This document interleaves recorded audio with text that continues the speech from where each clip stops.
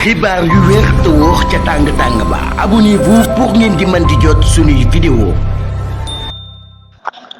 jërë ngeen jëf ci ànd gi ak ñun ci chaîne bi di Buzz 221 HD. Aminata Touré ginnaaw bi ñu ko nommé superviseur général de la coalition Diomaye Président loolu yi le président de la République Bassirou Diomaye Diakhar Faye moom moo ko daal di def mu daal di remplacer Aïda Mbodj ci loolu nag daal ñuy wax ni moom mi ngi enchaîné ay rencontre ak ñi nga xam ni ñoom lay liggéeyandool mu nekk nag ay journée yoo xam ne journée yu rythmé la ñu wax ci loolu yi ay va et vient yoo xam ne ñu ngi koy daal di gis yu dëkkul benn yoon. moom mi di nga xam ni ab personnalité publique la ak ay personnalité publique ak i acteur politique ak ñi nga xam ni ñoom ñi ñëpp ñoom lay liggéeyal nee nañ nag moom Aminata Touré mi ngi daje ak ñoom bu baax a baax moom mi nag daal loolu moo tax kon ñi nga xam ne ñoo di journalistes yi di affirmer que nag daal le leader du Pastef Ousmane Sonko daal nekk nag jamono ji kon jàkkaarloo koo xam ne ab adversaire politique de taille la waaye ci loolu yi ba tey ci yeneen xibaar yi nga xam ni ñu ngi koy jot ñuy xam le ni Ousmane Sonko ak président Bassirou Diomaye Diakhar Faye seen mbir ma day ak avancé mi ngi ciy am bu baax a baax waaye nag jëm ci sens boo xam ni sens bu baax la ndax jàpp nañ nag daal seen ñaari famille yooyu daje nañ di amal ay waxtaan ngir ñaari leader politique yooyu waaye ñu nekk ay xarit tamit lu jiitu ñuy ànd ci wàllum politique ñu daal di mën a delluwaat mel niñ meloon comme avant ci loolu tamit daal ba tey ñi nga xam jot sax ci ay xibaar ñuy xam ne ni ñoom ñaar ñi am na ak déggoo gu dox ci seen diggante waaye ci biir déggoo googee bokk na ci nag daal ñaar ñii di Aïda Mbodj ak Aminata Touré moom duñ ci dénk kenn ci ñoom ñaar poste boobee nga xam ni nee nañ moo tax kon ak wuute daal di am ci seen diggante muy nekk superviseur bu coalition Diomaye président boobee ci xibaar yi ñu jot sukkandikoo ko ci ab chroniqueur bu yu ci turu Moustapha Diop moom mi daal mi nga xam ne ni mu nekk ab chroniqueur judiciaire mi nga xam ne ni ci xibaar yi mu jot Diomaye ak Sonko daal nañuy am consensus ci consensus boobee ñu am daal mooy xam ni du ñu fal Aïda Mbodj waaye du ñu fal tamit ki nga xam ni moo di Aminata Touré mu nekk ki nga xam ne kon moom mooy jiite coalition bii di Diomaye président ci loolu ba tey Oustaz Mbacké Sylla gis nañ sax ca publication bu mu def mu daal di bind alhamdulilah moom mi dag daal kon di wane ni jàmm kon ma ngay dellu si bu baax a baax wala ñi ngi am yaakaar waaye ba tey ki nga xam ni ñoo di les MFDC bu Casamance lieutenant bi ñu jàppoon nekk koo xam ne ab médecin militaire la woon ñoom ñii day ci communiqué bi ñu bind ginnaaw bi ñu ko bàyyee ñi ngi sant bu baax a baax Serigne Mountakha ak ki nga xam ne mooy ancien ministre Aly Ngouille Ndiaye ci ay waxtaan ak ay négociation yu am solo yoo xam ni def nañ ko ci mën ak daal di mën a am saafara ci boobule mbir waaye ñi nga xam ne nag daal boobule waxtaan amul benn contrepartie boo xam daal na ci am maanaam daal kon amul leen loo xam ne kon daal nañ leen koy dig wala ñu daal di koy digaate loo xam ne kon daan na ci am waaye waxtaan la rek boo xam ni dañ koo def ci ak anam gu am solo ba am ci ak déggoo loolu yi kon ñu ngi ciy sant bu baax a baax Serigne Mountakha ak ki nga xam ni moo di Aly Ngouille Ndiaye affaire Ndella Madior Diouf projet bi nag daal mën nañ wax ni daanaka tijji nañ ko la chambre criminelle du tribunal de grande instance de Dakar daan nay jàll ab étape bu am solo lool ci mbirum Ndella Madior Diouf promotrice de la pouponnière Kër Yërmande ñu daal di koy tegoon loxo nag depuis décembre 2023 audience bi dina am vendredi wala doon na am vendredi 14 novembre moom mii nag daal daan nay nekk audience boo xam nag ni ay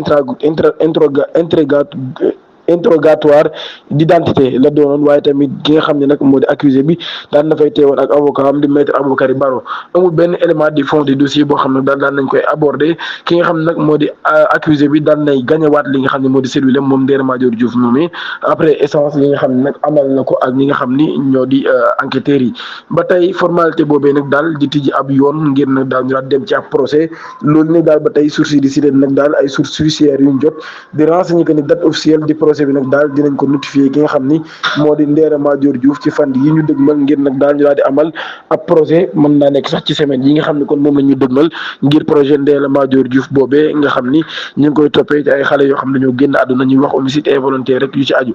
mbirum Ousmane Sonko ak Diomaye Faye ba tey Habib Sy mii day di président du conseil d'administration de la Sénélec moom mii bokk na ci ñi nga xam ne ñoo doon amal ay waxtaan ngir nag daal di jubóole président Bassirou Diomaye Diakhar Faye ak Ousmane Sonko ñoom ñaar ñi nga xam ne jamono ji seen ay relation dafa nekk loo xam ni wax nañ ni dafa gën a métti lool ci information yi nga xam ne jot nañ ko ñi nga xam ne nag daal moom mi daal ne dagg ab séjour am bu mu doon amal ci Arabie Saoudite ndax moom mi daal doon na fa amal ab umra waaye nag daal dafa mujj daal di ñibbi si ci réew mi ci dëkk bi nga xam ne moo di Dakar ci gaaw ci bi mu ñëwee nag daal nay waxtaan ak Ousmane Sonko waaye tamit ginnaaw ba daal nay waxtaan ak ki nga xam ne moo di président Bassirou Diomaye Diakhar Faye ñeneen ni bonne volonté tamit yoo xam ñoom ñi daan nañu jéem a apaiser tension yi daay nag daal loolu yëpp ab désaccord public la boo xam ni daan nay juddu woon samedi leader Pastef bi daal di réaffirmer nag daal Aïda Mbodj moom mii mooy nekk ki nga xam mooy coordonnatrice de la coalition présidentielle Diomaye président waaye chef d'état bi nag daal di opposé ngir nag daal di annoncé sax ci ab communiqué bu ñu publier mardi bi weesu ni Aminata Touré moom mooy occupé désormais poste boobee. kon daal ñu xam ne ni waxtaan yi mu ngay wéy te jàpp nañ ni ak dal ak jàmm daan nay dina dellu si waat ci diggante boobee wala sax ñenn ñi daan nañu xam ne ni ak dal ak jàmm dellu si na ginnaaw ba ñu déggoo ci ne Aïda Mbodj ak Mimi Touré duñ ci fal kenn. chroniqueur bu émission jàkkaarloo bi bu TFM di Badara Gadiaga moom ñu daan nañ ko transféré ca chambre 18 dañ koy transféré ca chambre 42 ginnaaw bu ñu ko jëlee ca chambre 18 ba nga xam ni fa la nekkoon ca prison bu Rebeuss cellule boo xam ni fa la Lat Diop nekkoon ak yeneen figure yoo xam ne xam nañ leen bu baax a baax ko ci mel ni Cheikhouna Keita Moustapha Diakhaté transfert bi nag ñu ngi ko amal lundi bi ñu weesu bu ñu sukkandikoo ci Les Échos ci édition bi mu génnee vendredi ci même surtout nag daal ba tey di xam ne ni visiteurs yi ñoom ñi nag daal léegi kon jeudi la ñu jël rendez-vous ngir mën a seet ki nga xam ne moo Badara Gadiaga ki ñu teg loxo 13 novembre bi ñu génn ca brigade de recherche de Thiès bu kenn ku dul maire bu Pambal nag ca département bu Tivaouane daan nañ koy defeere ca parquet bu pôle judiciaire financière ginnaaw ba ñu daan koy placé sous mandat de dépôt vendredi 14 novembre ci information yu ñu jot jëlee ko ci Seneweb Lazare Lamine Thiaw lay wuyoo moom mi daan na impliqué ci ab affaire présumée escroquerie liée à la vente de l'attrité dans sa commune et des malversations foncières ginnaaw bi nga xam ne nag daal ñi ngi xam mbir mi moom maire bi nga xam ni 2023 daan na jege woon loolu entreprise bi di CSE Areski ak yeneen moom mi nag daal de chargé woon ay travaux de l'autoroute Dakar Tivaouane Saint-Louis pour extraire de la latérite dans cette zone. Après concertation avec des propriétaires des champs dans le village de Dougan, Mbargoulou, Ogo et Mbisiane, les opérations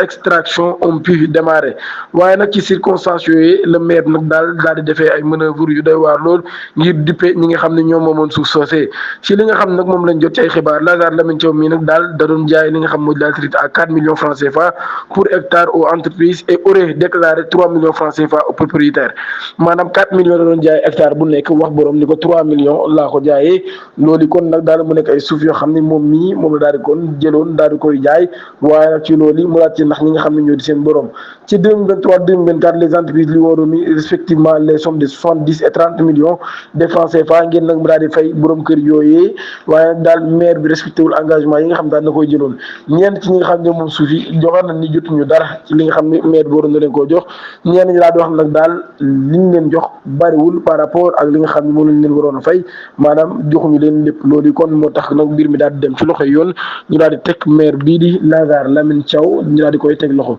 restructuration de la dette Madana Kandé daal na joxe ay proposition ngir neutraliser les effets indésirables la dette du Sénégal ne peut plus être considérée comme soutenable loolu laa xam ne dette du Sénégal daal waruñu ko considérer comme soutenable précision de Madana Kane pour la banquier moom mi nga xam ne ab banquier la pour le banquier nekk ancien directeur général de la Banque islamique du Sénégal moom mii nag daal de Madana Kane nekk président de la coalition Dundu neen nag daal l'option de la restriction est présentement exclue par le Sénégal justement parce qu'on refuse d'admettre que notre dette n'est plus soutenable ne nag daal kon dañoo nanguwul ni suñu dette bi nekkatul dette boo xam ne dette bu soutenable la moo tax moom Madana Kane mi daal caw xët bu yaatu daan ne bind wax yan yoon lañ war a jaar ngir nag dette bi ñu daal di koy mën a fexe ba daal di koy fay wala ñu génn ci situation yi ñu nekk di joxe dig daje ba ëllëg incha allah ci yeneen i xibaar jërë ngeen